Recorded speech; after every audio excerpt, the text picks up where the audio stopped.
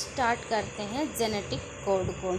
आपको पता है जो डीएनए होता है वो जेनेटिक मटेरियल की तरह काम करता है और ये क्या करता है, प्रोटीन सिंथेसिस की सारी इन्फॉर्मेशन को क्या करता है, अपने पास रखता है। आपको पता है कि जो डीएनए होता है उस पर जीन लोकेटेड होते हैं और जीन जो डीएनए के छोटे छोटे सेगमेंट जो होते हैं वो जीन कहलाते हैं और जीन जो होता है वो प्रोटीन को सिंथेसिस, हर एक जीन किसी न किसी प्रोटीन के सिंथेसिस के लिए रिस्पॉन्सिबल होता है। अब बोले जीनोम जो होता है उसमें बहुत सारे जीन होते हैं। अगर माने शीरिया कोलाई में लगभग 4500 जीन होते हैं और ह्यूमन के में 30,000 तक होते हैं। आपको पता है कि एक डीएनए का जो ट्रांसक्रिप्शन के द्वारा डीएनए से जो इन्फॉर्मेशन प्रोटीन सिंथेसिस की होती है वाया ट्रांसक्रिप्शन एमआरएनए को जाती है। एमआरएनए को मैसेंजर आरएनए कहते हैं और एमआरएनए से प्रोटीन सिंथेसिस होती है via translation.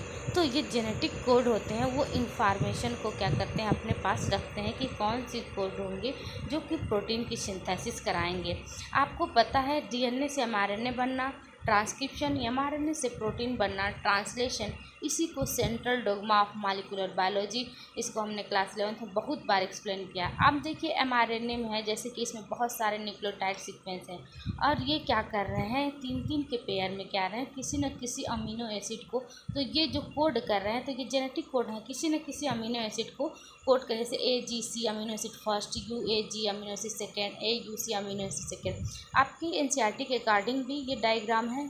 Genetic 64 triplet nucleotides होते हैं जो 20 अमीनो एसिड को कोड करते हैं। जैसे UGU कोडान है, एक तरह का ये कोडान है, किसी न किसको कर रहा है, सिस्टीन को कर रहा है। तो कई ऐसे होते हैं, मतलब कई जेनेटिक कोड जो होते हैं एक ही अमीनो एसिड द्वारा कोड, जिसको बोलते हैं ये डिजनरेट होते हैं।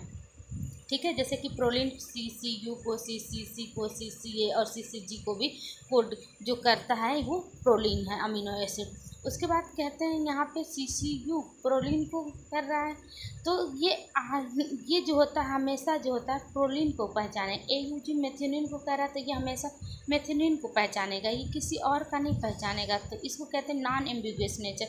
नॉन एम्बिगुअस को सिर्फ अपने को पहचाना, गैरों को नहीं पहचानना, ये इस नेचर को कहते हैं नॉन एम्बिगुअस।